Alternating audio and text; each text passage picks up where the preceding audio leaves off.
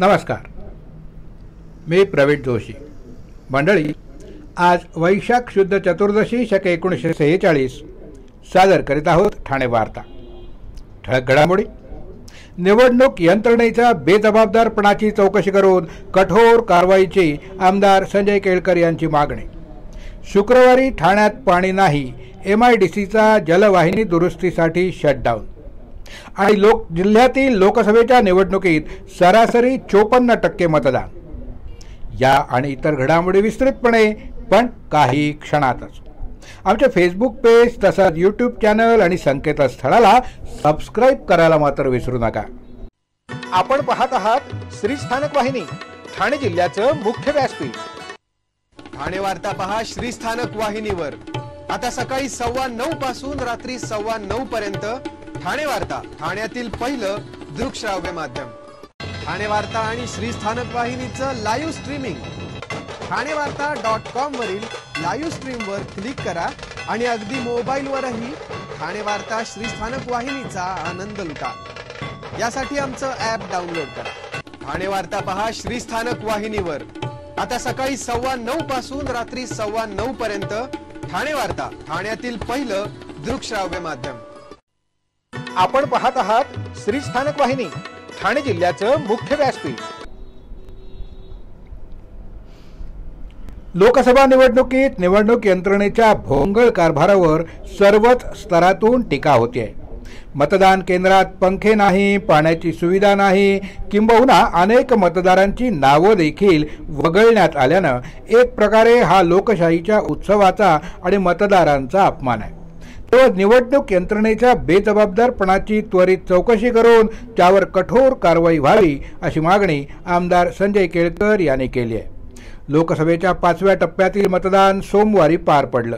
मात्र ठाण्यात मतदान केंद्रांवर अतिशय संथ गतीनं मतदान आणि मोठ्या प्रमाणात गोंधळ पाहायला मिळाला. निवडणूक यंत्रणेच्या माध्यमातून अत्यंत गलथान, भोंगळ आणि बेजबाबदारपणाचं दर्शन मतदान केंद्रावर झाल्याचं बघायला मिळालं. हा मतदारांचा अपमान असल्याचा आरोप आमदार केळकर यांनी केलाय.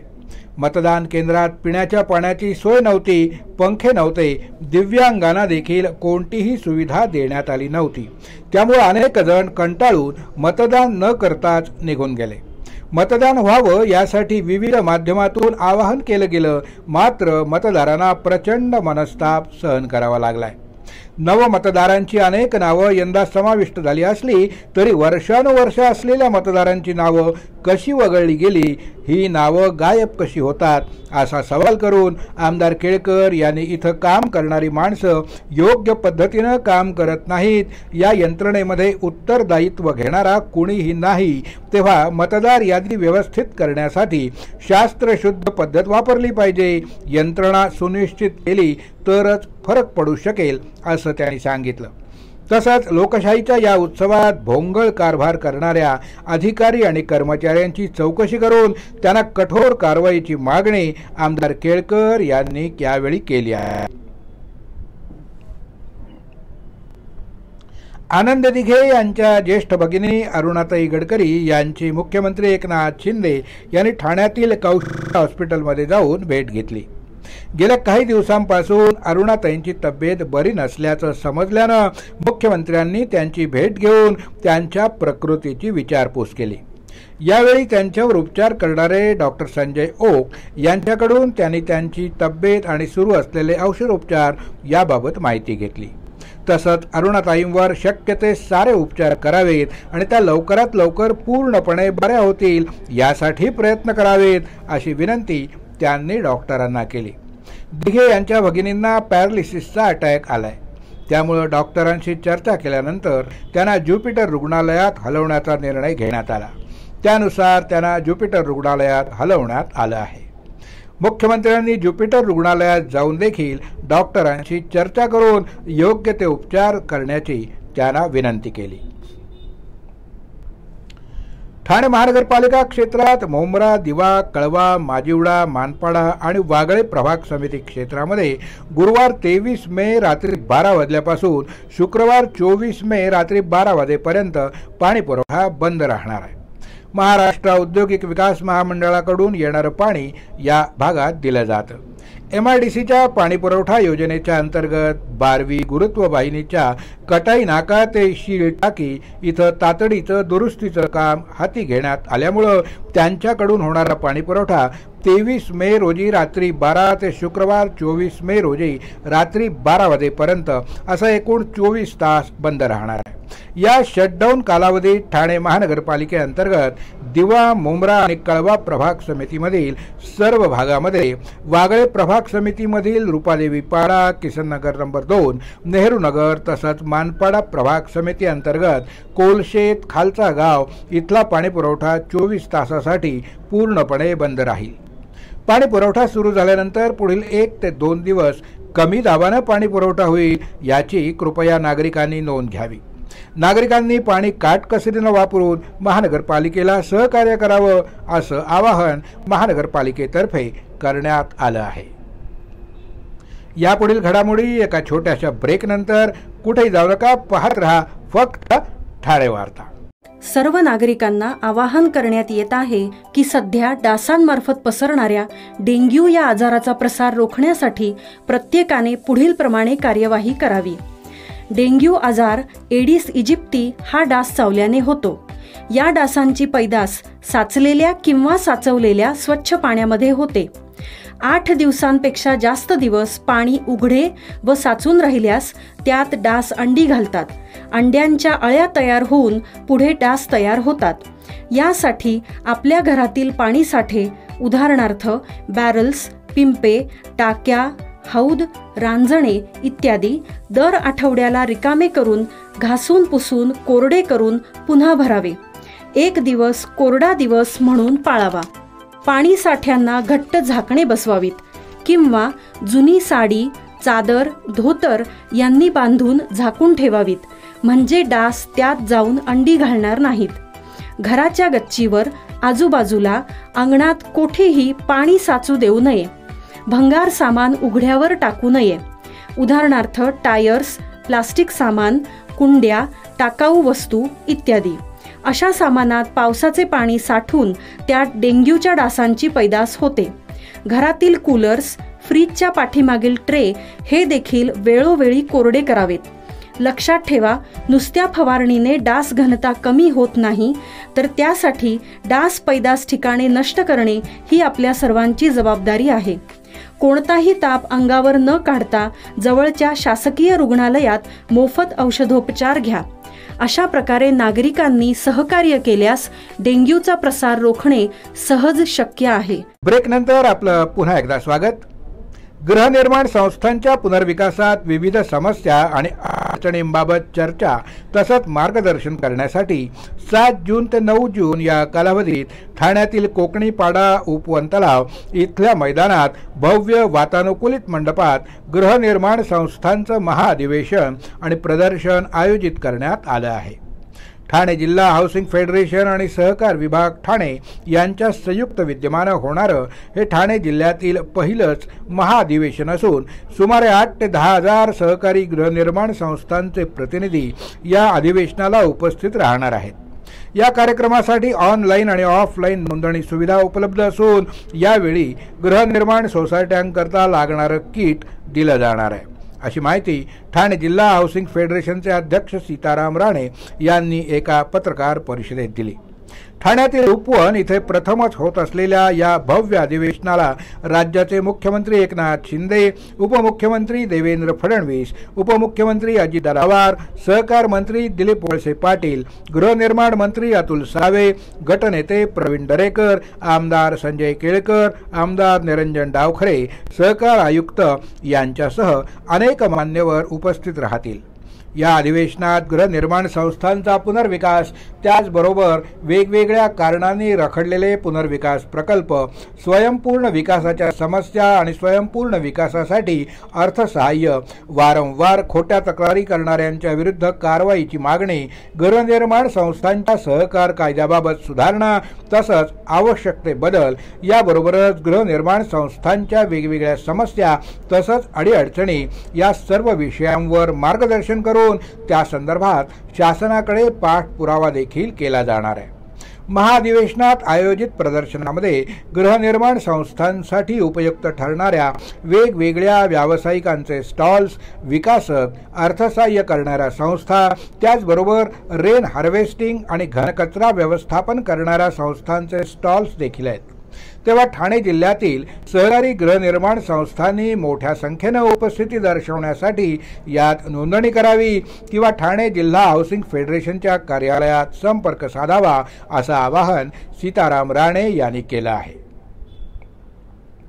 बाहेरचे खाद्यपदार्थ किंवा अर्धी कच्ची भाजी, अशुद्ध पाणी किंवा अवेळी जेवणानं मोठ्या आजाराला सामोरं जावं लागत असून एखादा आजार खर्चिक झाल्यावर रुग्णांसाठी भीरबाब निर्माण होते। मात्र अशाच अमेबियामुळे यकृतावर 8 फोड आलेल्या गुजरातमधील एका रुग्णावर सिव्हिल रुग्णालयात यशस्वी उपचार करण्यात आले।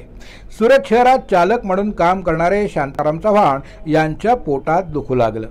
सुरुवातीला सुरतमधील एका खाजगी रुग्णालयात शांताराम यांच्यावर उपचार सुरू होते, मात्र उपचार योग्य पद्धतीने होत नव्हते।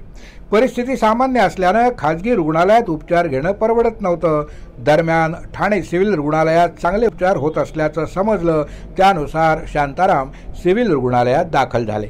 जिल्हा शल्यचिकित्सक डॉक्टर कैलास पवार आणि अतिरिक्त जिल्हा शल्यचिकित्सक डॉक्टर धीरज महांगडे यांच्या मार्गदर्शनाखाली शांताराम यांच्या सर्व तपासण्या केल्या असता त्यांच्या यकृतावर फोड आले होते, अशी माहिती वरिष्ठ सर्जन डॉक्टर निशिकांत रोकडे यांनी दिली। यकृतावर पुवाचे 8 फोड आले होते। अशातच शांताराम यांच्या छातीत पाणी झालं। दरम्यान रुग्णालयाच्या तज्ज्ञ डॉक्टरांनी त्यांच्यावर यशस्वीरित्या उपचार केले। छातीतील पाणी काढून नंतर मोठ्या कौशल्यानं 8 फोड काढण्यात आले। तब्बल 15 दिवसांच्या उपचारानंतर नुकतंच त्यांना घरी सोडण्यात आलं।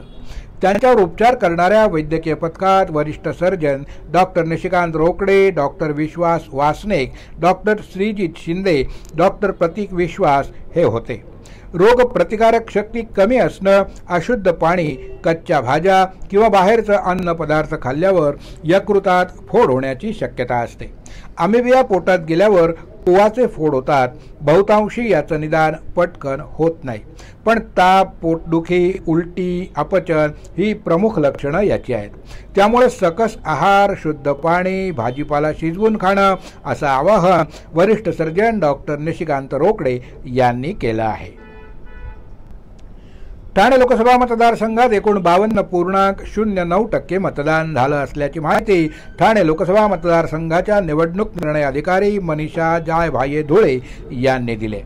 ठाणे लोकसभा मतदारसंघात एकूण 52.09% मतदान झालं असून पुरुष मतदारांचं प्रमाण 53.22%, तर महिला मतदारांचं प्रमाण 50.19%, तर इतर मतदारांचं प्रमाण 17.39% इतकं आहे।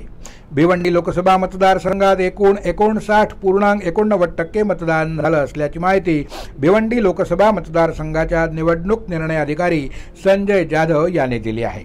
भिवंडी लोकसभा मतदारसंघात एकूण 59.89% मतदान झालं असून पुरुष मतदारांचं प्रमाण 60.86%, महिला मतदारांचं प्रमाण 58.77%, तर इतर मतदारांचं प्रमाण 15.93% इतकं आहे।